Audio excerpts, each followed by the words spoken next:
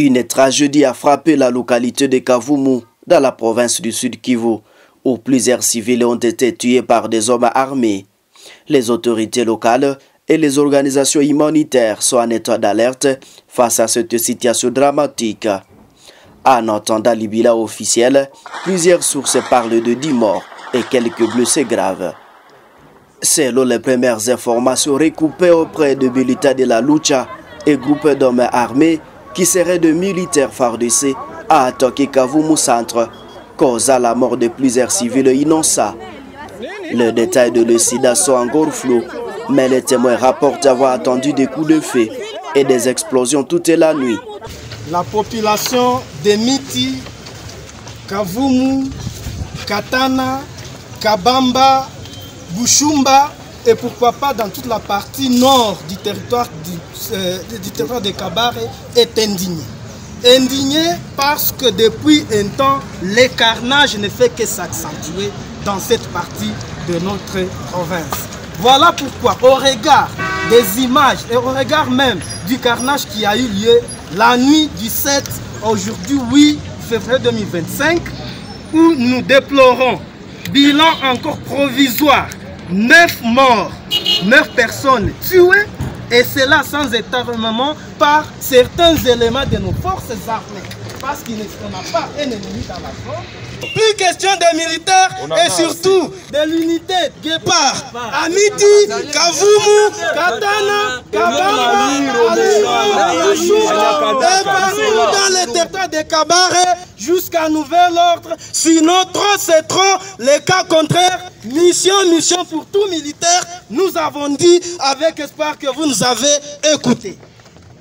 Votre rédaction a contacté M. Amouli Peter, militaire de la Lucha, section de Bukavu sur cette situation. Peter Akonwa Amouli, bonjour. Bonjour, monsieur le journaliste. Oui, vous êtes militaire de la Lucha, section de Bukavu. Nous avons appris qu'il y a 10 civils qui seraient tués. Est-ce vrai et comment la situation actuelle? Bon, en fait, la situation, elle est de terreur. La population vit dans une panique, dans une terreur généralisée. Et ce qui s'est passé à Kabare, à Miti-Kavumu exactement, ce sont les éléments de nos forces armées FARDC qui, selon d'ailleurs l'interview du gouverneur de province, ils étaient des éléments indisciplinés et qui ont assassiné jusqu'à plus de 9 personnes. Et c'est dans la nuit du vendredi au samedi où ces crimes, ce qui est le carnage des civils, s'est opéré à Miti-Kavumu, qui est dans les territoires de Kabare. Est-ce que ces militaires sont bien identifiés? Oui, vous dites? Si ces militaires sont bien identifiés comme forces armées. Oui, ce sont les FARDC, c'est un milieu où ce sont les FARDC qui contrôlent et les rebelles ne sont pas encore à Miti-Kavumu, les rebelles ne sont pas là. Ce sont les FARDC, ce sont les éléments des FARDC. Et ce matin, le gouverneur a promis qu'il a échangé avec les commandants de FARDC et il a promis qu'il y aura des poursuites judiciaires et qu'il y aura un procès forain où on va juger ces éléments de FARDC en public pour qu'ils puissent servir des leçons. Donc ce sont vraiment les éléments de FARDC et c'est seulement la police militaire, le PEM qui sont partis pour calmer la situation.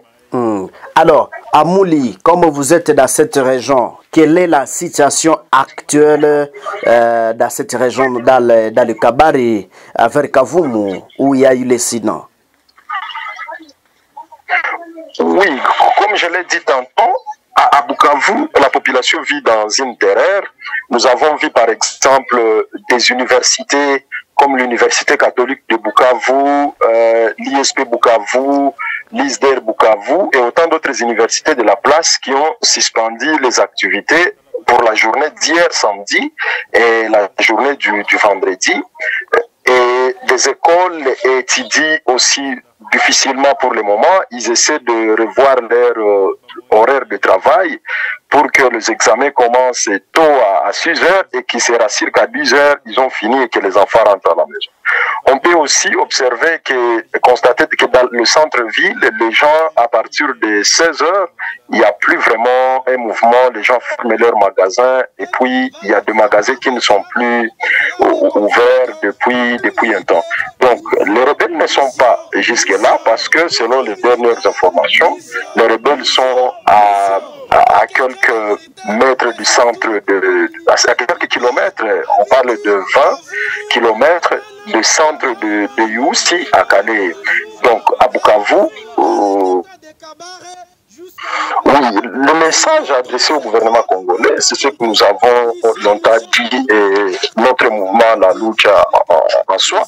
On a demandé que les militaires puissent arrêter avec cette question de cessez-le-feu et que le FARDC puisse se battre pour mettre hors l'état de nuire l'ennemi. Mais nous avons vu, par exemple, le sommet qui s'est tenu hier en Tanzanie et on lit les conclusions, celles qui ne sont pas aussi rassurantes. Ils doivent donner des moyens suffisants et quand on parle de moyens, on parle aussi du traitement de nos militaires. Comment nos militaires sont payés, qu'est-ce qu'ils ont. Il ne suffit pas de leur donner des armes, mais qu'est-ce qu'ils ont comme salaire et qu'est-ce que d'autres citoyens, par exemple députés et consorts, ont comme salaire. Donc il y a ces problèmes-là et nous pour le moment on appelle le gouvernement à prendre des mesures urgentes, à équiper très rapidement et à donner des moyens en FARDC pour que, par exemple, Bukavu soit épargné, pour que Goma soit libéré et pour que la population puisse vivre relativement dans les cas.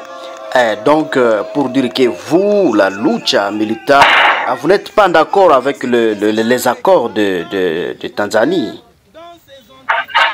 Mais non, les accords, lorsqu'ils vont apporter la paix, en respectant notre souveraineté, il n'y a pas de problème des accords. Si ils vont nous apporter la paix, tout en respectant la souveraineté de notre pays. Mais des accords aussi où il faut faire de mixage, où il faut que les gens qui nous ont tués, les gens qui ont massacré des civils, que ce soit les gens qui nous dirigent après, ça ne passe pas. Ça ne passe pas. Nous sommes opposés contre cette position et on est vraiment opposés et on pense que la solution doit provenir dans notre capacité de nous organiser et que si le dialogue sera dans, par exemple, ce sommet et d'autres processus, notamment de Luanda, de Nairobi, s'ils tiennent compte et s'ils sont exécutés dans la mesure à respecter la souveraineté de notre pays, à permettre qu'on puisse mettre fin à l'impunité, il n'y a pas de problème. Mais si c'est pour favoriser les rebelles à intégrer les institutions, à nous gouverner et ils nous ont tués, à ne pas mettre fin à l'impunité, donc ça sera juste un cycle de violence et nous serons dans un cercle vicieux. Amouli Akonwa, vous êtes un militant de la Lucha section de Bukavu. Nous vous disons merci de votre état. Merci, monsieur le journaliste. Les forces armées de la République démocratique du Congo FARDC ont immédiatement réagi en envoyant des renforts pour sécuriser la zone et protéger les survivants. Le gouverneur de la province a également appelé à une enquête rapide pour déterminer les responsables de cette attaque et les traduire à justice. Les organisations humanitaires locales ont lancé un appel à l'aide pour fournir des soins médicaux d'urgence aux blessés et pour soutenir des familles des victimes. L'attaque à Kavumu est un rappel brutal et le défi sécuritaire auquel la région est confrontée. Les autorités et les organisations humanitaires continuent de travailler sans relâche pour protéger les civils et rétablir la paix dans la région. La solidarité et le soutien de la communauté internationale sont essentiels pour surmonter cette crise.